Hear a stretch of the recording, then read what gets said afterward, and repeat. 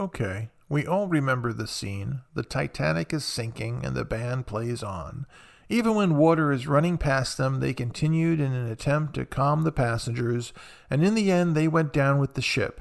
They were recognized for their heroism. They were William Brailey, a pianist, Roger Bricoux, a cellist, John Clarke, a bassist, Wallace Hartley, the bandmaster and violinist, Jack Hume, violinist, George Krins, violinist, Percy Taylor, a cellist, and John Wesley Woodward, a cellist. Although often referred to as the band or the orchestra, in truth there were actually two entirely separate units. They performed music at different times and in different places.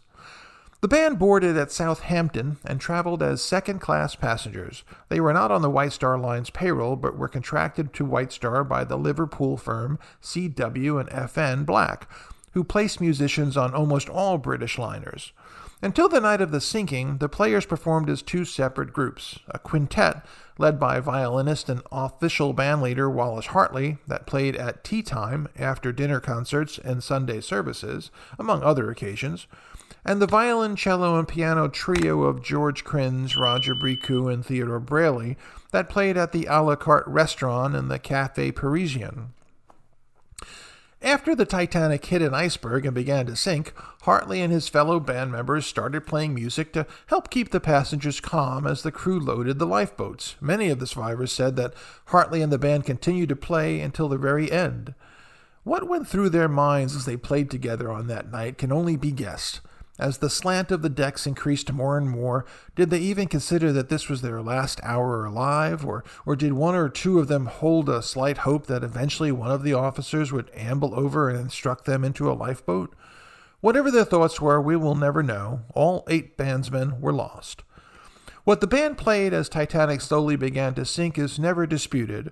Ragtime, waltzes, specific tunes noted by survivors included Alexander's Ragtime Band and In the Shadows.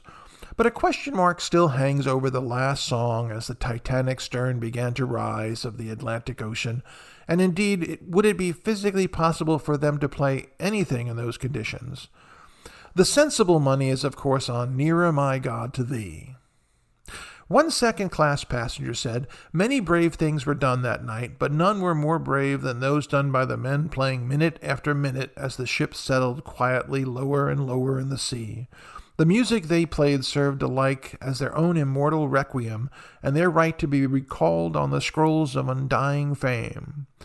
There is an RMS Titanic Musicians Memorial at Southampton, as well as a Titanic Bandsman Memorial Monument in Broken Hill, Australia, and the SS Titanic Memorial Bandstand in Ballarat, Australia.